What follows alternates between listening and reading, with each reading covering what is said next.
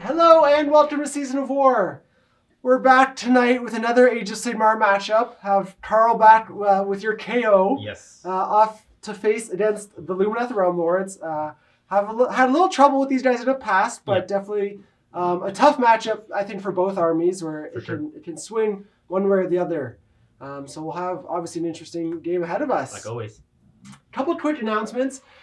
As you guys know, the terrain from this table is from Printable Scenery, our partners, and kind of bringing you guys nice, beautiful landscapes for our battles. I want to say a big thank you to all our premium team members. If you don't know, that's kind of our YouTube subscribers who have joined kind of our monthly subscription. They're really the driving force in kind of helping support the channel, allowing us to do more content, expand different things, as well as I rely on them a lot for input in terms of choosing our matchups and different things like that. So our premium team actually decided on my army for this matchup to face off against your KO, so you can thank them for that. For sure. Yeah. So obviously, they chose for the Lumineth KO match. It's been long awaited. Yep. And if you're not aware, we also have some membership goals running right now for our premium membership. The first goal, which we're getting close to, is to actually unlock 2 new tables for us to play on. The first one we're going to do is Gyran with kind of an elf-themed board, and then letting our premium team vote on the second one. So we have a few cool options for that that we'll obviously be talking about once we hit that goal. So if you are interested, hit the join button below our videos or on our channel page, and you'll learn a little bit more about kind of what you get out of the deal. But obviously, got a lot going on. Do you want to take us through the mission and realm today? Of course. So we are playing the better part of Valor. So there's 3 objectives on either end of our tables, and they can only be controlled by battle line. You burned them at the start of the second round, and depending on how long you've been holding them for, you score increasing number of points. If you had them for the whole game, then you would have 8 points. And we are playing in the realm of Gur. So the magic is the +2 to run and charge, and then the command trait or command ability, is top bracket for your monsters. So I think you only have one. And I have none. Just Teclis. So him at top bracket isn't too bad for a command point. For sure. But that's pretty much it for the battle. Do you want to take me through your army list today? Sure. I'm taking Kharadron Overlords. We have 30 Arcanauts. We have 9 Engine Riggers, a smattering of heroes, 10 Thunders, and 2 ships. So the big boy Ironclad and the Thunderer, or Gunhauler, not the Thunder. Got a bunch of Thunderers in the boat. Correct. Yeah. All right, for me, I'm obviously taking Lumineth today. I have a little bit of a different list, but a lot of the same main staples. 3 units of 10 Wardens, which are my battle line. And then I have 2 additional battle line in my Sentinels, and then also making my Dawn Riders battle line. Rounding out with a 3rd unit of 10 Sentinels who are not battle line, just with how that works out. Hero-wise, I have 3. Teclis, I have the Cathalar, which is obviously a staple, and then I have the Light of Eltharion. So he's actually a great pick, obviously, for more hero-centric missions. For sure. So want to try him out in the list. I do love him. He's a ton of fun to play with. What I had to drop to fit him in here was the Orlon Legion Battalion. So I was at 10 drops instead of like 2 or 3. Yeah. And then I dropped the Hishian Twinstones Endless Spell and Geminids. So my only Endless Spell is Spell Portal. Obviously, that's still the big, scary big one. Boy, yes. Yeah, in conjunction with either Searing White Light or Lambent Light. For sure. So gives it some extra range. But not having the battalion, it did put you lower drops than me. That's so right. you will have choice when we get there. For sure. But before we do, we picked auxiliary objectives as normal for this one. So do you want to take me through yours? Sure. So I took Invader, so having more units in your side of the table than mine. Obviously, with having a ship and multiple units inside of it, that gives me quite of an advantage. And Assassinate. So when I reveal it, you get to choose a hero that I have to kill. There's an obvious choice. Yeah, well, you know what? I would want to choose Teclis to try and make you dump your shooting here. I am playing the subfaction Sire, so I can do the 2 Aether Courts to really pump up the save. but it also rewards you for shooting at a target you want to kill. Where I actually think I'm going to pick the Light of Altharion. We'll see if that pans out being the best option, but he's immune to rend. Yeah, and I have a lot of You have a lot of rend, so if you're shooting at him, you're going to be wasting some of your output to try and take him down. That's right. And I'm not too fussed if you kill him, right? Because again, I'm running basically the same list as normal, just with the addition of him. So I'm used to playing without him in the list. So for sure. And two more things at the start of the game. One is I was 1970, so I have a triumph, and I rolled reroll saves. And the other thing is, before we start, I get to choose a hero for my command trait, and my Engine Master on dirigible suit does double damage, and I will be choosing Teclis. Teclis, all right. For my auxiliary objectives, I similarly took Invader. Now, you obviously have the speed advantage, but being that that's at the end of the game, I'm hoping to be able to out-attrition you. For sure. And realistically, whoever wins the game is likely going to get that auxiliary. So it's kind of like, we're both hoping to win, so just doubling down on what we already want to do. Right. Yes.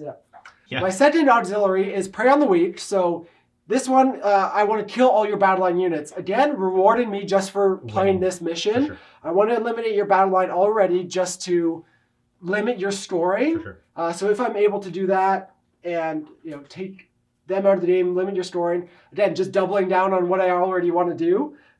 But the downside to that is if I'm behind in the game and you take the advantage, I will have a tough time scoring those. Even if in any game I'm losing. For sure. So maybe not necessarily the best picks in a tight game, but go big or go home. For sure.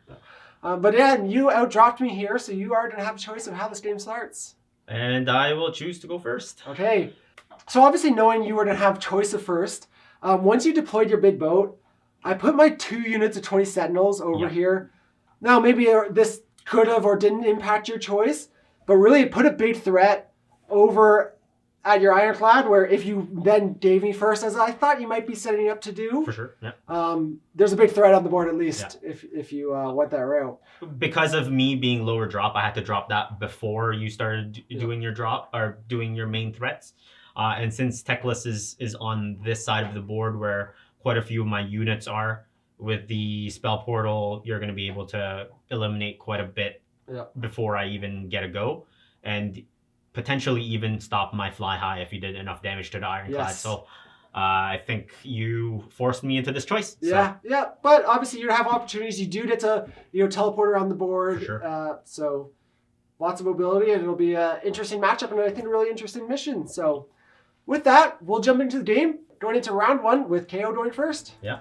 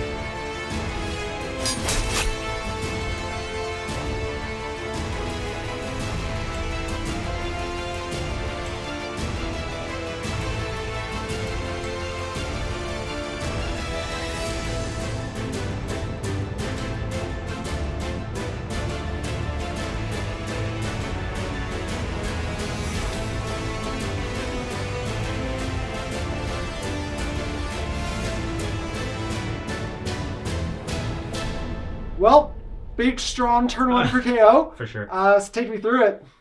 So because of what we discussed before, and you overloading one side with both Teclis and the Sentinels, I had to take first turn. Yep. And my whole game plan hinged on if I can hamstring your output as hard as I could. Yeah.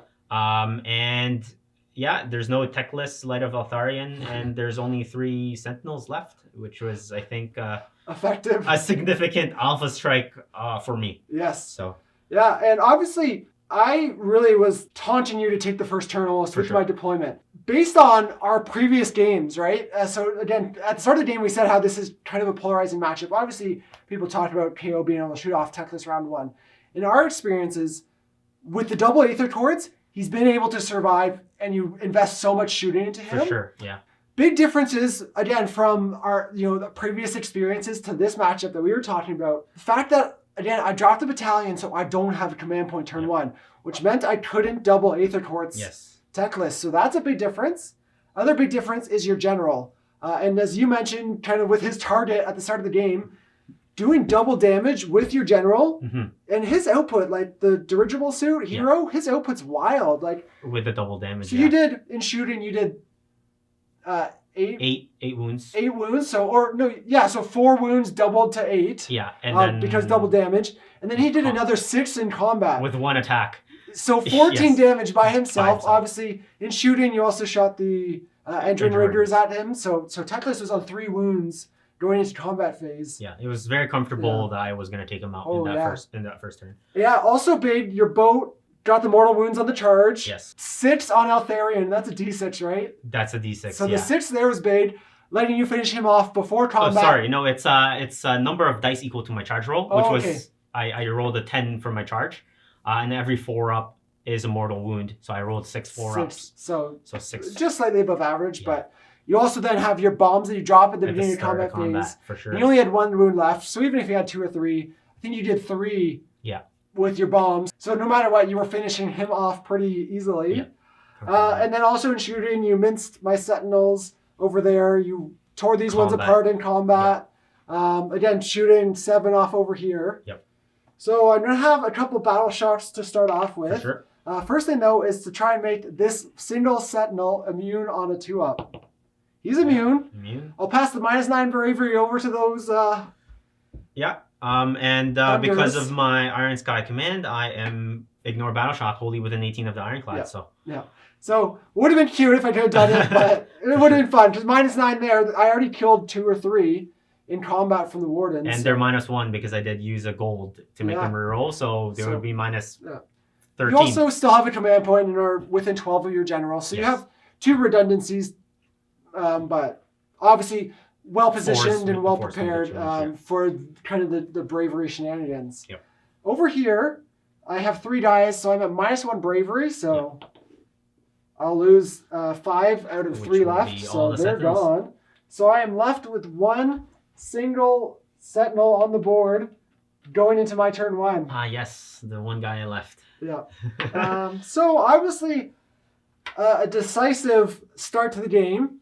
Again, talking about previous games, we've had them really polarized one way or the other, and both games end really quickly. For sure. Obviously, this one doesn't look to be in my favor so far, but there's still a chance at the double, and we know the Wardens do have crazy output. Quite a bit, yes. Now, the difference is I don't necessarily have bodies on objectives if I come to take care of your stuff, but I think I just got to do it. Yeah, you just have to eliminate as much of my threat as possible. Yeah, so with that, we'll be going into bottom of round 1 with Lumineth turn coming up.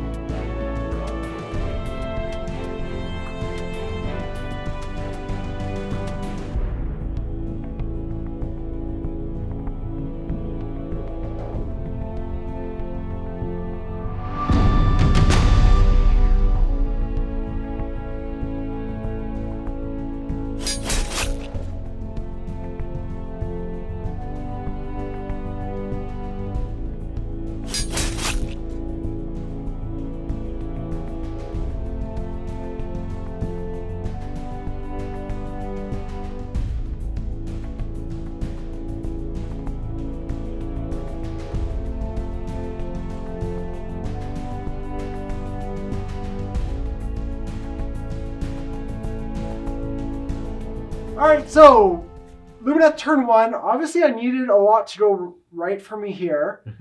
Needed to kill your Thunderers. And really I just need to wipe a unit every turn with each of my units to start getting on an even playing field.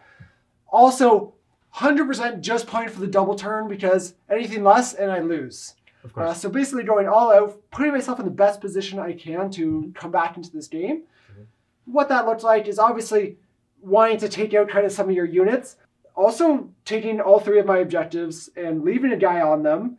Just trying to get a couple points and then hopefully getting the double, I'll be able to push to some of your objectives. For sure. That's the big thing. Really, if I get the double turn here, I'm in the game points-wise. And if I can clear a couple of your objectives, it might be a game still. For sure. But I wasn't able to kill your Thunders, so 1.5 left. Yes. So that's not ideal, especially because they're immune to Battle Shock. So there's no tricks I can do here. For sure. Over here, similarly, 1 guy left from your Endrin Raiders. So I got 11 or 12 wounds through on both those units, or 10 or 11, but just not quite enough. But still great output, obviously, from the Wardens. Yes. I had tried to do Speed of Hish. I was either going to do it on the Dawn Riders to get them in and clear an objective, so then on the double they could clear another objective. But I didn't get Speed of Hish off. And then over here, I can't leave units not doing anything, so moved them or ran them forward only for 1 inch, but ran them forward, straightening out, keeping the guy on the objective, hoping that when in priority, I can burn this on my turn in round 2, and get them Speed of Hish them, move them to an objective to take it, move the Dawn Riders to another objective, For sure. potentially take 2 of your objectives, take them and burn them. A huge punch, yeah. If I do that, actually, so if I win priority here, I could burn this, so I'd only get 1 for yours. Correct. So what I could do, burn all 3 of mine for 6 points, burn both yours for 2. 8, which puts us at a tie. A tie. Yep. So again, looks really bad, Yeah. but really putting myself in the best position I can. Again, I need the priority roll here. You're winning ties, so just gotta roll my lucky dice. Yeah, we'll see. Yeah, let's see what Okay, let's we'll see where we get to. Okie doke. 4. 2. So I win priority here. Yep. Keeps this game interesting, and I do now have a chance to force a tie, and potentially, you also have to hold that objective until the end of the entire game. Yes. All right. So with that, we're going into Lumineth turn 2, top of round 2. Sure.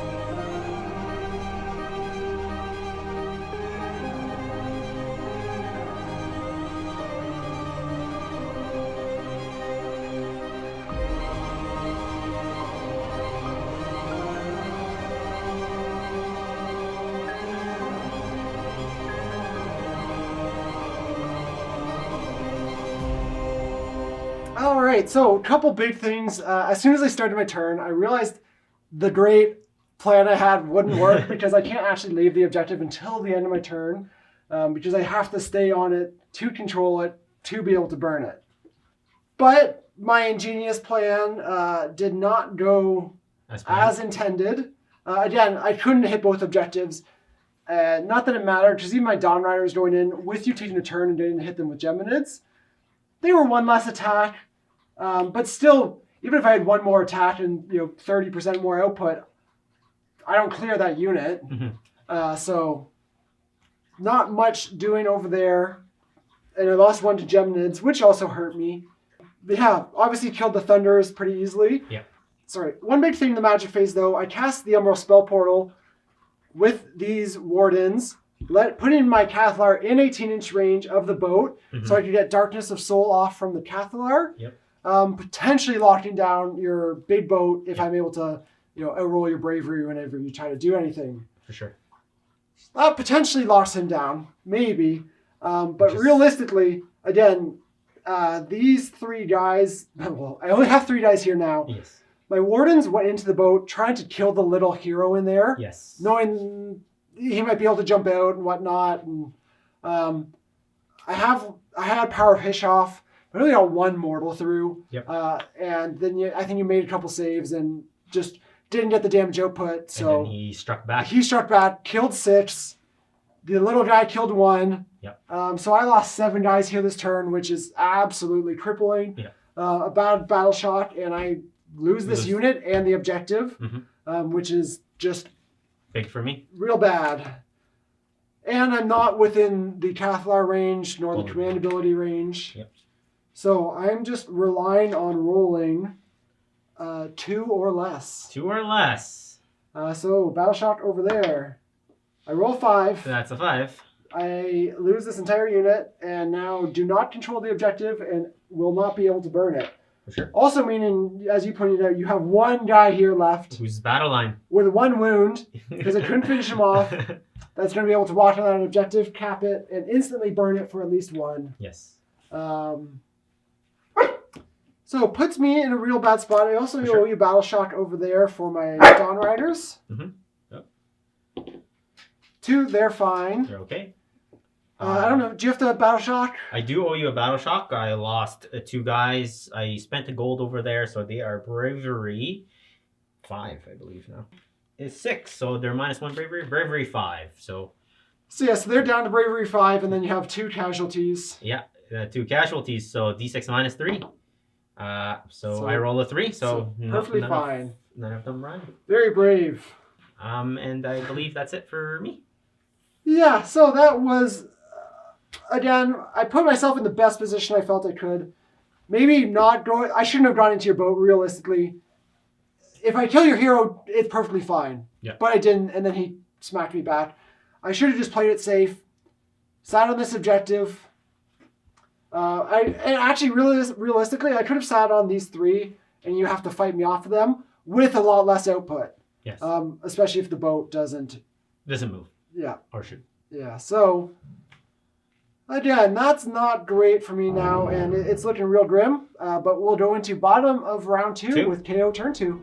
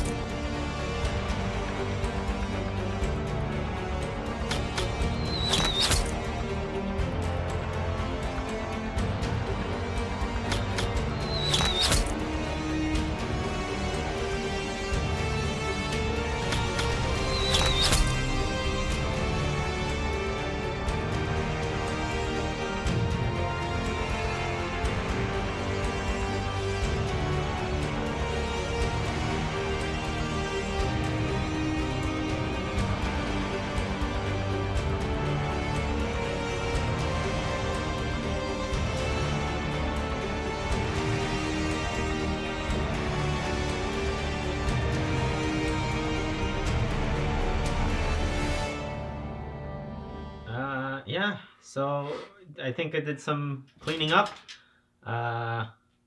took the objective over there, and you only have 6 models left. Yes, I do. And actually, I gotta use some battle shops. Yes. So the Dawn Rider is at -3. He's running away. Yes. He is not brave after all that, unsurprisingly. Yeah. And then I lost 2 dice here. And I'm brave enough here for these 5 guys to stick around. But you control 5 out of the 6 objectives on the table right now. Correct. So yeah, I control actually 4 out of the 6 objectives. Oh, right. You don't control this one. Unfortunately, since he's not battle line. But I will go ahead and burn all the ones that I control. So you would get 6 points, 7 points. 7. Technically, if I held this to the end of the game, Yeah.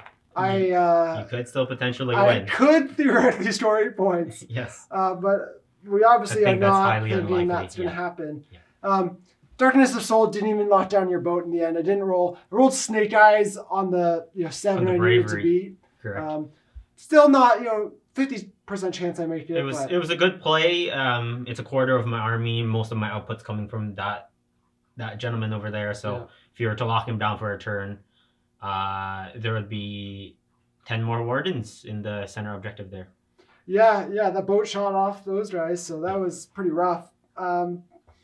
But realistically, obviously not enough to claw back.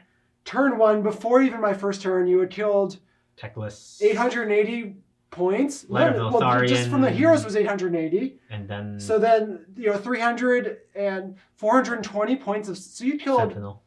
1200. Nearly 2/3 of my army before my first turn. Yeah. Which is what the danger of KO.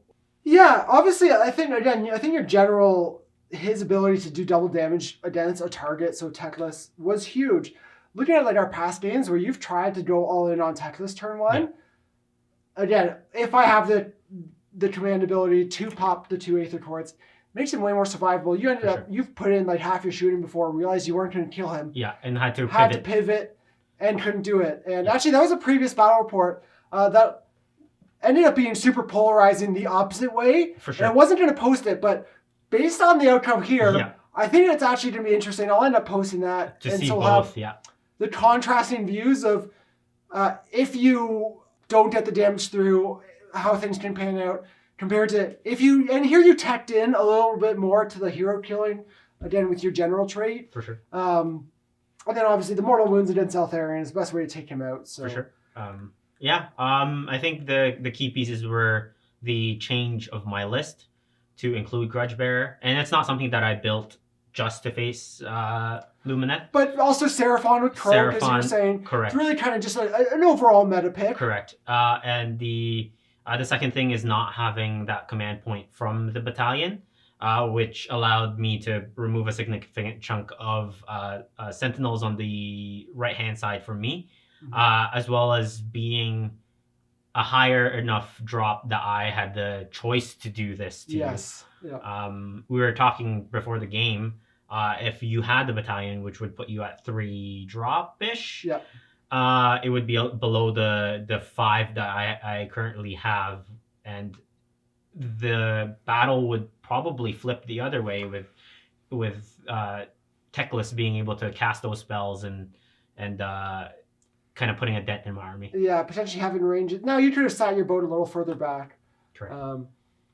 But yeah, I think for me this list was a little bit changing things up, but also wanted to test not taking the battalion. There's a big question of is it worth it, because the battalion doesn't provide much perks other than being lower drops in the command point, and really the only benefits. But going down to 3 drops is pretty big. So it was kind of a test of is it worth it. Now this is the worst matchup for sure, in a way. For sure. But if you're potentially going to be running up against KO as Lumineth, in an event, you got to be prepared that you probably want to go with the battalion and run lower drops. For sure. If there's a chance that you might face these guys, so that you can dictate the game a little more. At least, I still probably wouldn't have wanted to give away first. Now, until we played this, I didn't necessarily know that. People talk, and there's been a lot of discussion online, obviously, about KO, countering Lumineth. But until you see it, and in our previous matchups, it hadn't been that polarizing. But now, yeah, it's like, okay, now you take turn 1. You put up the defensive Put up buffs. your defenses. Get your defensive aura for the 5-up ward save. Yeah. Getting some damage output. Even keeping my Sentinels front line there, so I can really threaten the whole board on this deployment where it's 15 inches up. So even if you're in the back corner with your boat, I can get probably, those 20 Sentinels would have been in range no matter what. Mm-hmm. To shoot, potentially with Lambent Light through Spell Portal. I think that really would have been potentially the play to make there. Yeah. Really try and. I mean, if we calculate the amount of damage that I did end up doing to Teclis, I think it was 18 in total. Everything said and done with a 5-up ward save, you take away six of those, and Teclis lives. Yep. And I have to dedicate more shooting to and then, unit. Like you saw, I was able to kill a lot of stuff in my turn 1 with only wardens. 2 units. Yeah. Teclis is there. He's obviously then doing Searing White Light to everything. For sure. And that's without needing the Spell Portal. And now Lambent Light wouldn't have done anything because it had very little shooting. But even I can throw him in, potentially attacking first into your little hero, and he can kill that little hero in combat. Yeah. And just the flexibility. Obviously, he provides a lot of kind of interesting options, but without him on the board, you're a lot less scared. For sure. From a KO's perspective, because you have so much eggs in one basket, and that basket being the Ironclad, things that are line spells or target a point and hit everything within, which Teclis has as we saw in the last game, has access to, really, really hampers the output. So the question that I ask myself when I walk up to this matchup is, do I dump everything into Teclis and kill him and have the rest of the army to deal with? Or do I deal with the rest of the army and let Teclis run wild? And especially on this objective or mission, he's not scoring any of the objectives. For sure. But you were able to do both. Both, yes, that's correct. So no, maybe depending on, it's a dice game, so you might not, you had great output, but it's like you just got full use out of all your stuff, right? Yeah. So you were in charging, you were getting mortals, you were For shooting with stuff, charging it in, finishing off units. The engine riggers are obviously great shooting and in combat. So and you're getting full utility out of them in kind of both phases, which is big. Which is why I had changed my list to Zilfin, because it leverages both the combat potential of the riggers as well as their shooting potential. Before running the other sub-faction, I wasn't able to do that. I was able to teleport, be outside of 9 of you, and control the game more. But if you're able to decimate your opponent's army, you don't need to control anything at the end. So yeah. Yeah, no, it's wild. I think otherwise, things I should have done, I had my Sentinels. The reason I had them on the front line isn't only to threaten you with their range, but actually, if you're charging into me early in the game, I'd rather you kill my Sentinels, because if my Wardens are in range then to attack you back, they're doing twice the amount of output of Sentinels. And then we've seen it before where you, I think, drove 10 Sentinels into an Ironclad and took it out. Yeah, and in that case, the last game, I was able to wrap it, kill everything. And nothing could jump out. Exactly. So that was big, but obviously, can be a polarizing matchup. I think your new build actually is even stronger against KO. Against Lumineth than the last one. For sure. So I still think that would be a tough matchup, but maybe in a couple weeks we'll do this matchup again with kind of my more traditional build, or a little more optimized. That'll be a good test too. I think still maybe. It's tough. Again, I think you're right in terms of mission, because maybe something like Battle for the Past where I can't reach you with my Sentinels. I'm not doing anything, turn 1. So a lot of interesting kind of situations. There's variables. The battle plan really dictates a lot. Yeah, for sure. Yeah. Well, with that's another kind of quick battle report for us. For sure. I will end up putting that other one up, so you can see the difference, compare and see contrast. The difference of just a couple changes, and one, just slight list changes I guess on both halves. But then also just a bit of a strategy change on yours. Also being making the decision to go all in on Teclis, knowing that I didn't have both Aether Courts to spend on saves. For sure. No, I think that was the right decision, obviously, in hindsight. But really, MVP huge is your general. Yes. He basically soloed Teclis, Teclis. putting 14 wounds on him himself. Yep. So great use out of him. Yes, for sure. Cool. Well, with that, just want to say a big thank you to everyone that's watched this battle report. I hope you enjoyed it. And an especially big thank you to our premium team members who obviously help us produce these battle reports and make it all possible. Again, choosing this matchup. So I have you to blame, actually, for putting me in this situation. But no, I love it. Always fun testing out different situations. And well, a lot of people are talking theory about different matchups and stuff. It's great to see it on the tabletop and see how it can play out. But with that, I'm going to go cry in a corner and try and recover after my precious elves were slaughtered here. But until next time, Carl, thanks for coming down. It was a fun game. Like always. We'll see you guys at the next bat rep.